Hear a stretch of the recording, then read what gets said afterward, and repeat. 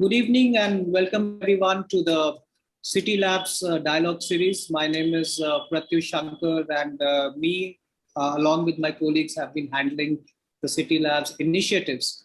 I'm very happy to welcome Professor Christophe Jaffrelot today as our first speaker, first person with whom we are going to have a conversation.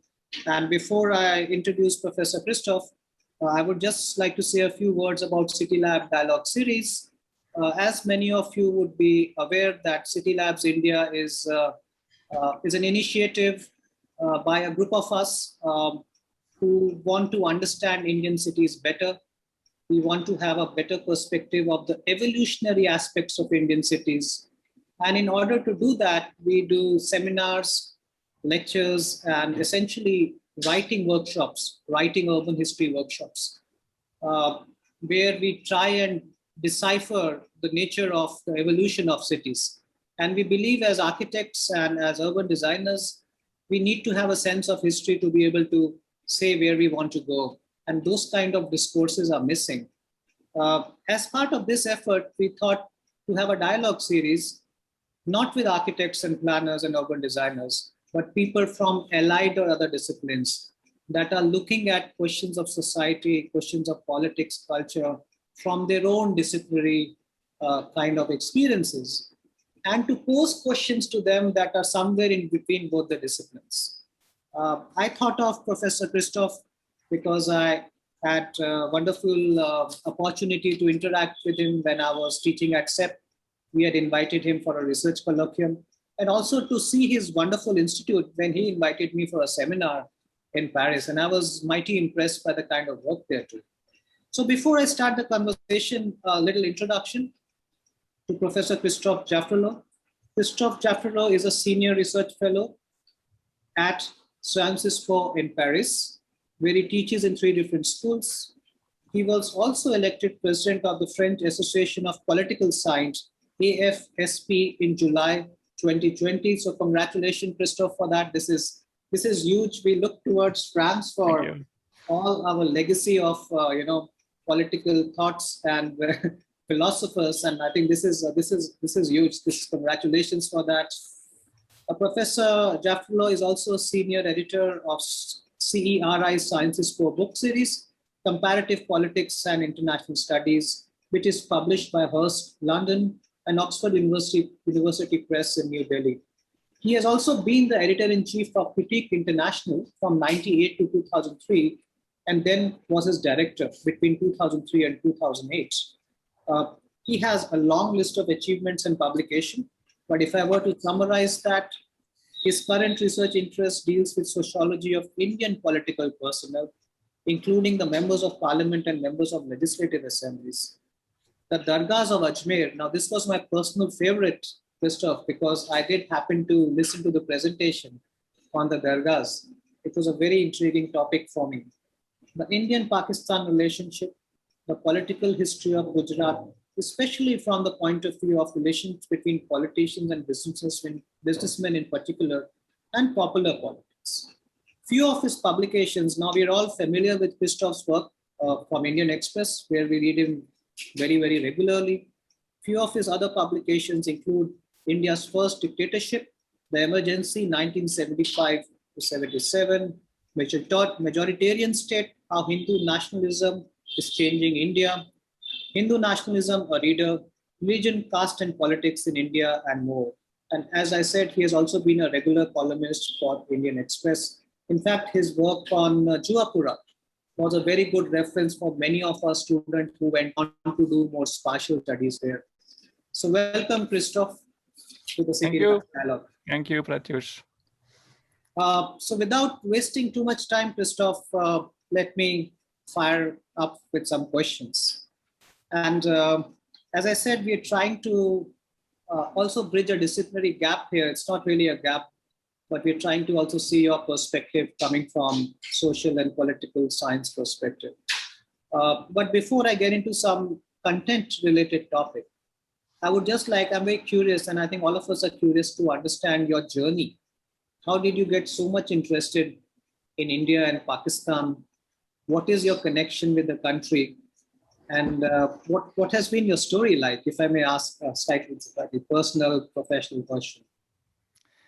Well, it's an old story now, because everything started when I was 18, when I was in my philosophy class with a teacher who literally initiated me into philosophies and religions of Asia and India in particular, including Sufism, Buddhism, and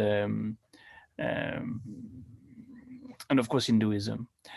So I went to India for the first time when I was 20, and I traveled across the country from Delhi to Bodh Gaya, from Bodh Gaya to Ajmer, and visited many places.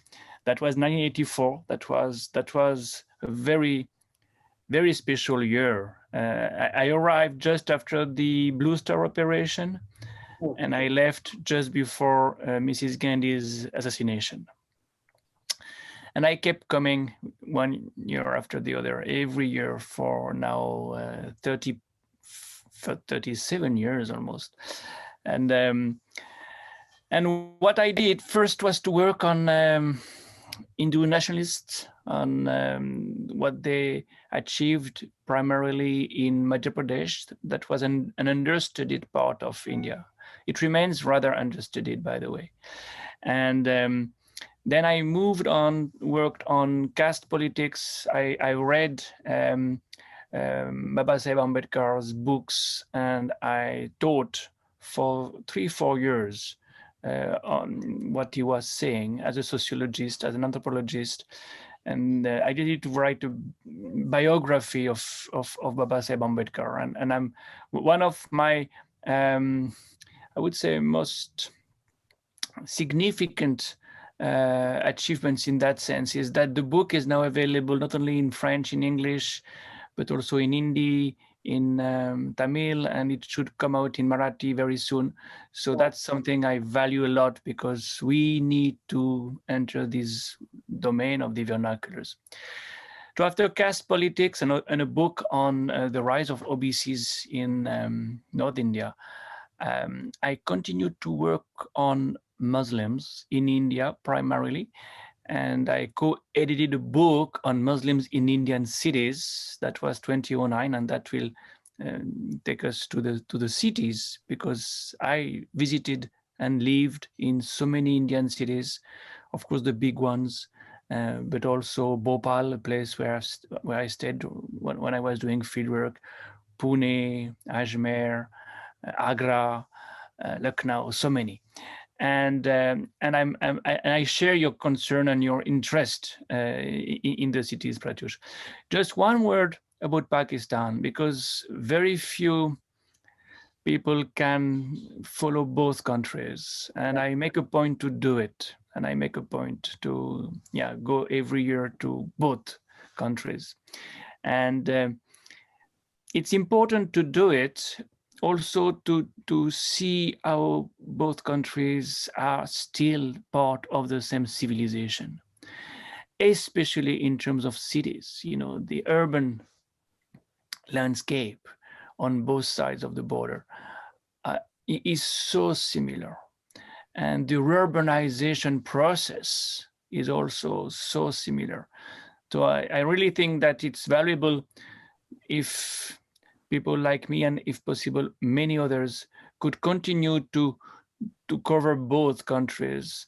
And we may return to that in the conversation. But yes, what is behind is a civilization, and an urban civilization in the first place. No, I mean, and also in my own research on urban history of India, even though this book is about India, but we had to cover so many cities in Pakistan, because you cannot ignore as part of the shared culture. And I remember your comment about a very active civil society in Pakistan when you had come to CEP, because there is this kind of a skepticism about Pakistan as being a very closed country. Yeah, no, it is a close country for, well, like many others, but it doesn't mean that nobody resists. And in fact, civil society activists and the media have shown a lot of courage. Yeah, absolutely. Just to connect to Baba Sahib Ambedkar, just a little trivia piece of history. Uh, I'm sure you might be aware, but Ambedkar's education in the US was sponsored by the King of Baroda. Yeah. And I think he writes his contribution in sponsoring his, I guess, a PhD in the US. And then, in some of my recent work, I've been looking at Baroda as a place of what we're calling as indigenous modernities. Yeah. That also managed to create kind of a counter-colonial narrative by inviting these thinkers and writers to find literally an asylum in the city during that period. Oh, the Gaikwad was amazing, absolutely amazing, and another one was, of course, the Maharaja of Kolhapur, because Shahu Maharaj in the first place, and then others helped Ambedkar and others. Now, that was a time when Maratha Maharajas were very supportive of Dalit education, for instance. Right. They were progressive. This is counterintuitive. You can't imagine that Maharajas can be progressive, but they were definitely. Sure. In fact, that's where I feel, it is the city that became sites of modernity or some form of indigenous modernities, progressive experiments around that period, which also holds a lot of lessons for us, something that has not been written much about. Yeah. Because I think many times the question of modern architecture is a question we pick up after independence, from the time of high modernity, Le Corbusier, etc. So, Christophe, connected to your first point, and I can imagine, 80s, around the time when you were there, this is a Blue Star operation time and Indira Gandhi is assassinated. I was growing up as a kid in Delhi, and what a place to be in terms of what all was happening. Yeah. And I was just wondering, and I met a lot of your students in San Francisco, and I was amazed by the amount of field work those guys were doing. Tell us something about it, because this is a very important lesson, the value of field work. Yeah, that's part of the French tradition of political science. Of course, history of ideas matters a lot, but fieldwork also, sociology, if you want, political sociology is our trademark.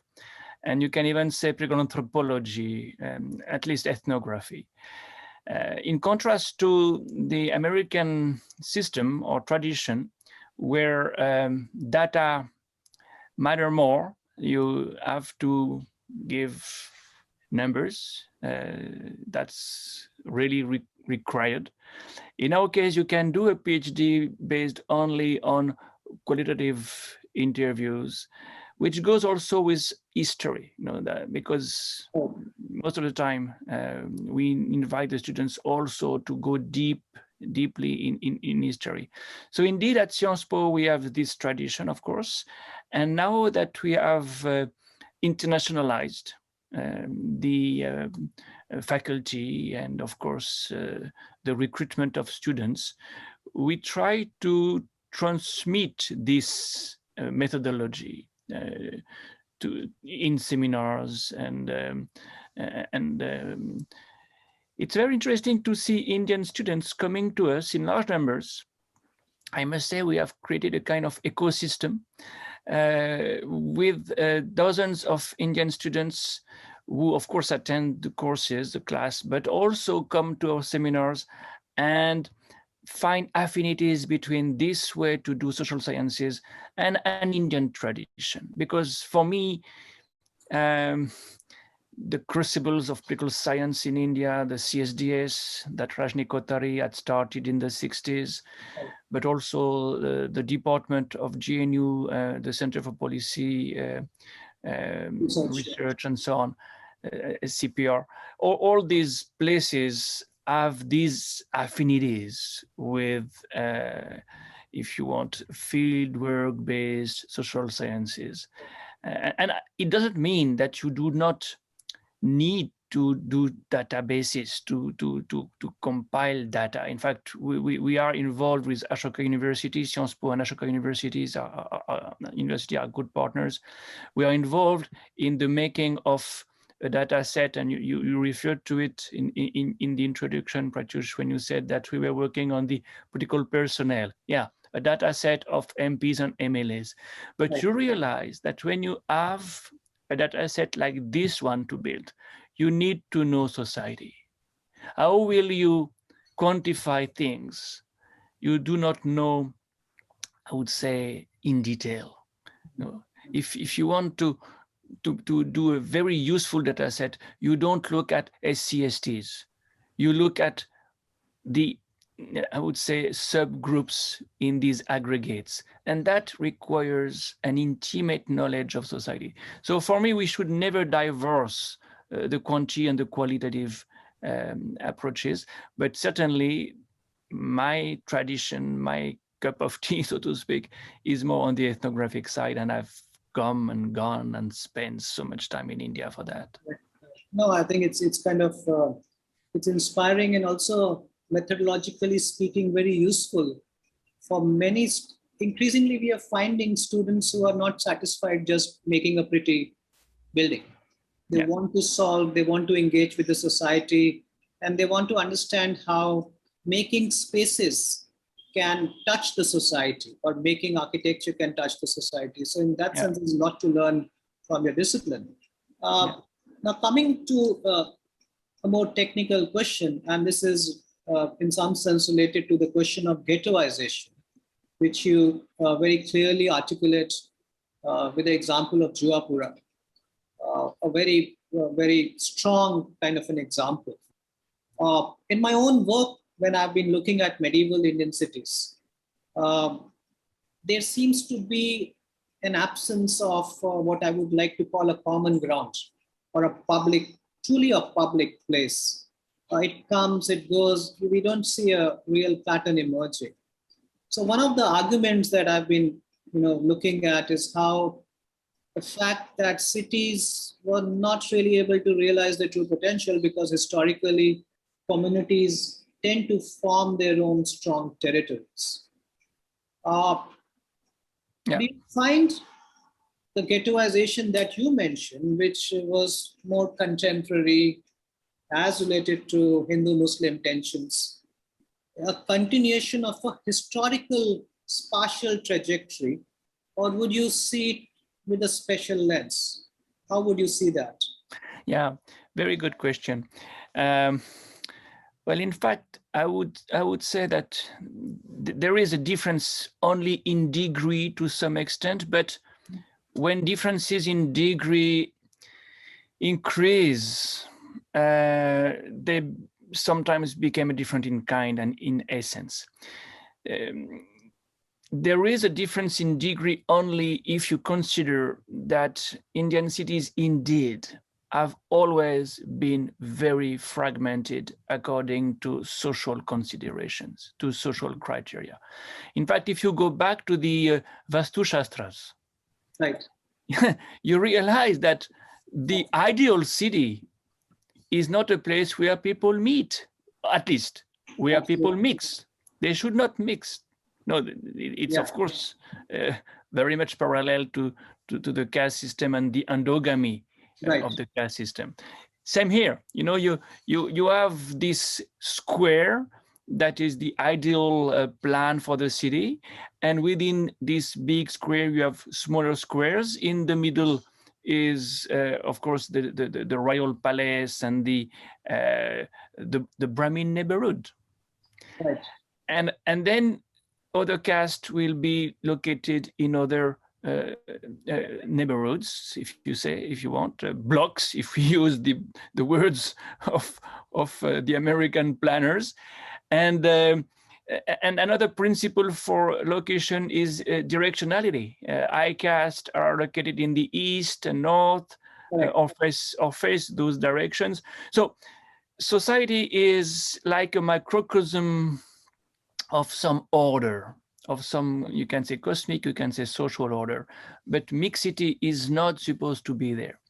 Now, that said, we could see in the course of time that instead of being made of silos, cities became much more mosaic-like. And I very much like this metaphor, especially when you look at cities like Ahmedabad, the old Ahmedabad, where the poles were like the basic unit or basic units of a large mosaic. And of course, in one pole, you'll have people of one community only.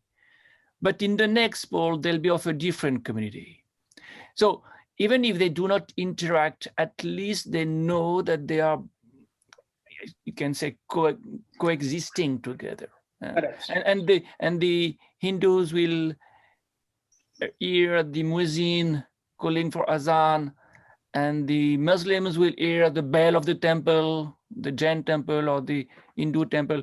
So this idea that you are not mixing but coexisting developed somewhat. And that's probably also true in particular of the Islamic city, because Islamic cities were developed also with people coming from all over the Muslim world. So some of them were from Persia, from Turkey, from the Turkish-speaking world, and when they started cities, they regrouped according to their ethnic, ethno-linguistic background. So it's the mosaic pattern. Now you can say that this mosaic pattern has been very badly affected by all kinds of developments, including violence, and definitely communal riots, especially in a place like Ahmedabad, 69, 85, 92, 2002, so many violence in Ahmedabad that has become the most riot-prone city in India, by the way, if you look at the per capita number of casualties. So that has resulted in more separations, and Muslims have been driven out in such a way that Ahmedabad is the only place where you have more Muslims out of the walled city than within the walled city. So it has reached a point when you can say that it's not a difference in degree anymore, it's a difference in kind, and Juapura can be seen as a separate city to some extent. In fact, we have just finished and published with Sharik Lalivala a new report for Ashmander on Juapura, and we could see after revisiting the place after so many years that it was a city on its own in many ways, with one paradox. The fact is that you need to pay so much for a square meter, a yard meter now in a place like Juapura, that the poor may have to go out. What used to be a slum became a ghetto. What is a ghetto is maybe transforming itself into an enclave, or at least you will have enclaves within the ghetto. Yeah, which is a fascinating trajectory, really. Correct, and also, I mean, Juapura is a mosaic within also. Exactly, and that's why it's a city in itself. You know, you can't say it's a ghetto. It's not true. It's a proper city in a way, with its own neighborhoods, with its own inner differentiation. But I think it's true of any ghetto, simply because a ghetto is not a slum. A ghetto is a place where you go for safety because you're of the wrong religion or the wrong race. You know, we do remember where the word comes from. It comes from Venice, where you had the Jews in two different parts of the city of Venice, and it was ghetto. And these Jews were from so many different social backgrounds. Where were they there? Because they were Jews, not because they were poor. They were not poor. Interesting. Yeah, I think that's a very good perspective to the problem, and I think it really makes us think and wonder. what is really happening to our city today as a continuation of a certain pattern and an accentuation of that idea. Let me just, change tracks here and take you to this question of the Sufi Dargah. And I was fascinated by this question from a very, very academic reason, because Christoph, while we were researching on the Deccan cities, many of the Deccan cities, it seems that the city itself, there is an abject absence of any place of gathering. But outside the city, the tomb of the Sufi saint or the Dargah or the sacred space of the Sufi person would be actually the public place, the popular public place where people would go. And somehow tempted to kind of raise this construct of an idea of a city which is seen to be materialistic and corrupt, and the countryside as kind of epitomized by the Sufis, or nature as something which is pristine and pure. How would you kind of attempt this binary? Yeah, this is fascinating, because in fact each city almost has a kind of Sufi saint patron, and this relationship is very important. I would say it's important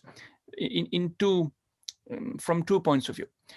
First of all, you have this idea that the city is protected by this Sufi saint. Mm-hmm.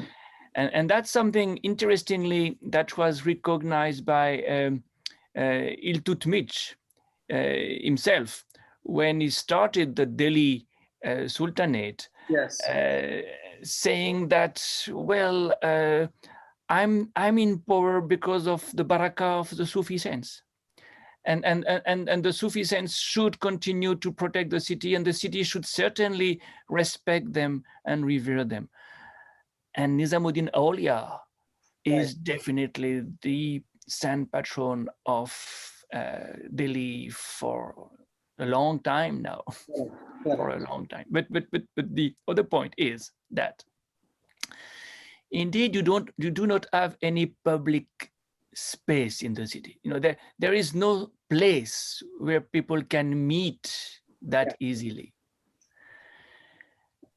The place where you can meet easily is that dargah, where we are not asked who you are. Wow. You may be anybody. Yeah. Nobody cares. Right. By the way, this is something Anant Taneja shows so well in his book on the dargahs of Delhi. Right. So you are there as a human being, and people can be of different religions. Many non-Muslims go to dargahs. They may be Hindus, they may be Sikh people, they may be Christians. It makes no difference.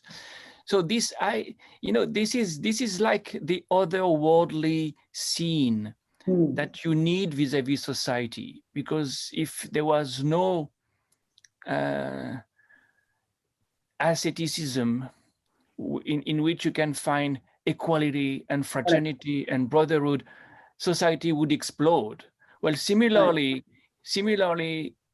here is a place, here is a site, a physical site, where you can escape precisely your social and urban rigidities. So I do think that there is a dialectic, and I think we should have bus services for going to dargahs. That should be mandatory. Yeah, I think you become an anonymous stranger in a dargah, truly, which you cannot be in the city. But that's a fascinating. I mean, I've noted these points: the otherworldly space that allows you to release the tension of a religious identity or a caste identity. I think that's a wonderful framework. And I think it's a wonderful framework for us as architects, planners. Yeah, you have to invent liminal spaces as well. Absolutely. To breathe. Yeah, wonderful. I come towards the end of this interview with a very hot topic. It is not really about Central Vista project, but a larger kind of a concern. And when we look at projects such as the Ambedkar Memorial Park in Lucknow, or projects like even the Central Vista project. And I'm just curious, I mean, we know what's happening for sure, but I'm just curious how we can see space, and this is an idea of a space, a grand plan, a scheme of things, as a way to read the society in a more perceptive fashion, in a more qualitative fashion. And if you were to kind of analyze such kind of projects, what do they say about, how can we, what are they saying to us? What are they telling us? Well, they are telling us when a strong man or a strong woman wants to convey a message, a political message, or a social message, to transform the urban space remains an important instrument. So it means, by the way, that we are not at all in a virtual world, contrary to what we claim. It will not be enough to bombard you by WhatsApp messages. To make the point, and to make the point more permanent, you want to change the city landscape, the cityscape, in fact. So that's what, in fact, we have always seen. Do remember the beautification, quote unquote, attempts by Sanjay Gandhi during the emergency. Absolutely. You were kind enough to refer to the book I have just co-authored with Pratyush Anil on the emergency. We have one full chapter on what Sanjay and Mrs. Gandhi did to Delhi to make Shahjahanabad great again. And Jagmohan was, of course, very much involved in this as the urban planner in chief. So that's one example. What you say about Lucknow is another example. What Narendra Modi is doing to Delhi is the next example. Correct. We've seen this in so many places, especially when you have the will to assert how grand your power is. So the more authoritarian the leader is, the bigger the work should be too. Mussolini transformed Roma completely. And of course, Stalin changed Moscow. So to leave this legacy, stadiums are not enough. You need more than stadiums. You need to change the face of the city for good. That's significant of a political assertion, a political message, and it shows how important cities and architectures remain. Absolutely. No, I think it's very, very, very nicely said, and it's also very interesting. And I've also been wondering about the popular support of these projects. Usually they are supportive. Yes. People are supportive of their own grandeur. Yes, we can, in this sense, change the face of our city to assert our identity, our power. It's like building a temple. It shows that you can win over others and you can show the world how great you are. Well, people love that. Yeah. Even at the expense of the legacy of the past. Absolutely. And that also shows that, the big disconnect as we in academia being critical, but on the ground, there's a groundswell support for many of these initiatives, be it the Sardar statue or be it the Ambedkar Memorial or Oh, yes. No, politicians know the pulse of the people better than we do academics. That's for sure. Absolutely. In that particular case, by the way, there is an additional factor. You also decolonize Delhi by transforming Delhi. So it's not only nationalism, it's post-colonial nationalism. Absolutely. So it's an important explanation also. I mean, it's a very important variable to factor in for understanding the popularity of such a move. Yeah. Wonderful, Christophe. I think this is fascinating, wonderful insight, I would say, of a fairly complex topic that architecture students and even young academics face. And I think I really appreciate the kind of clarity you bring in. You had the good questions, Pratyush, and it's a great initiative. I will follow the series. I will. Yes, wonderful. Thanks for this. Thanks for finding time at such a short notice. I thank you, Christophe. Thanks a lot. You're welcome, Pratyush. Thank you. Bye. Bye-bye. Best.